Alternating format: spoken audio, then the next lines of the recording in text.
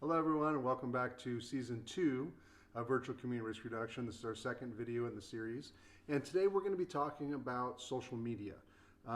Social media can be very tricky, but it's an excellent way for us to get our message out to a large swath of our community.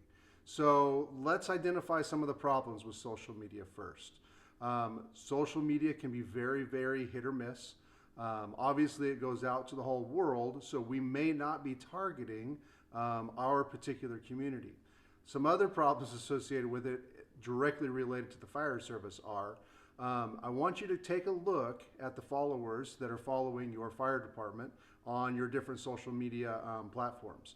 And what we often find is that the people that are following us are our own firefighters, the moms of our firefighters, and other family members of our firefighters, as well as extended community within the fire service. So you'll have people from neighboring agencies that are following you as well because they want to see what's going on with your department.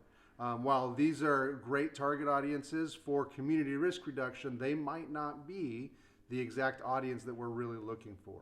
So we need to actually take a look at the followers that we have and craft a message toward them.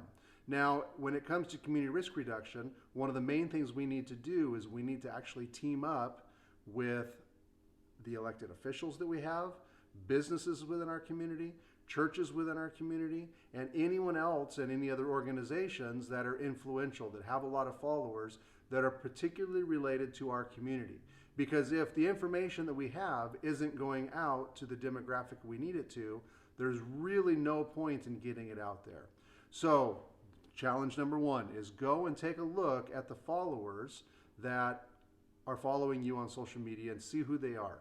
If they are mostly people that are already associated with the fire service, we need to do a better job of reaching out to our community, making sure that they know how to follow us, where to follow us, those types of things. Obviously, we're going to have links on all of our websites, those types of things.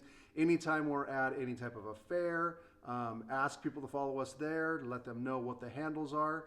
That way we can increase the followership that we have and the viewership that we have. The second thing we need to do is take a look at the content that we're posting. We need to have a wide variety of content in order for all of these people to find interest. So as some examples, obviously we're going to be posting our safety messages there. We need to get those safety messages out, but if we're only putting safety messages on there, that's going to shrink the audience that we have. What we want is we want to have a nice mix of information so that on a regular basis, people are tuning in to see what we're doing, what we're about, and also receiving those safety messages as well. So some things that other departments have done in the past that have worked out very, very well is maybe once a week or once a month, highlight a meal at the fire station. Have one of the firefighters introduce what they're cooking, why they're cooking, and how they're cooking it, and go over some recipes. We know that the fire service, we have some of the best chefs that are out there, and people absolutely love these types of videos where we're introducing that. People also like to know what's going on. If you guys are purchasing a new vehicle, or you just painted your station, or you're having a safety fair coming up, these are things that people like to see because they have the opportunity to interact face-to-face with their firefighters. If you're going to a school or you're going to a club, make sure you're posting all of those things so that people see, and that engages the community even more, because when Pack 6 from the Cub Scouts sees that you went and did a safety message with them, or they went to the fire station, now the other packs in the area, they're going to get excited and say, hey, they did that, I want that same opportunity. So now we're getting more and more opportunities to engage with our public. Another one that I think is important is we need to partner with our unions. The firefighter unions oftentimes have a lot of followers. They have a lot of people that are influential as well. So utilize them to make announcements for you regarding, hey, you know, these firefighters just were out and doing this community service. Obviously, that's going to benefit them, but they're going to direct people back to your social media as well. The elected officials can be huge. These are people that obviously are in the community on a regular basis. We can utilize them and ask them to share what we're sharing as well. And really the partnerships with social media, that's where we can have a lot of influences. We have the opportunity to use other people to get our message out.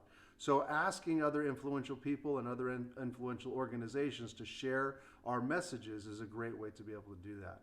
There's also targeted paid advertising for all of the social media platforms. This can be very, very cost effective, and it can be very, very good at the local level. When you're dealing obviously with a national level or a huge geographic region, it can be very costly and very difficult. But when you're talking only one municipality or a targeted area, it's really easy, and it can be very cost effective.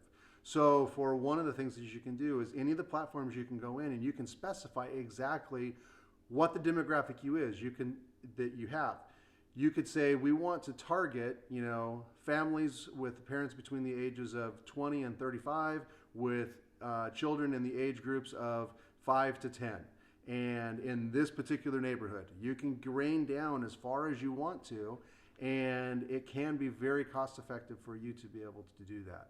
One of the big questions that we often get is, well, when is the best time to put information out? So it looks like that the morning hours are the best times to really get our messages out there. It provides the whole day for our viewers to be able to see it.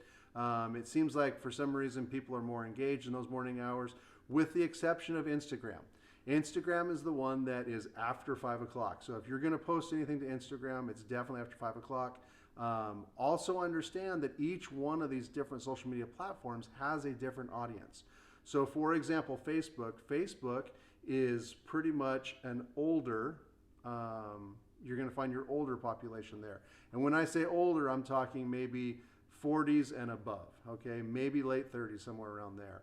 Instagram is going to be a much younger crowd. Twitter is going to be kind of everyone. So take a look at the demographics that you're trying to hit and really see what you can do to get that message out there. So again, Brent Faulkner with Virtual Community Risk Reduction. We're here to help you guys with your community risk reduction needs. And today we talked about social media. This is only the second video in the second series, the second season of Practical Community Risk Reduction. We look forward to helping you in the future. Thank you.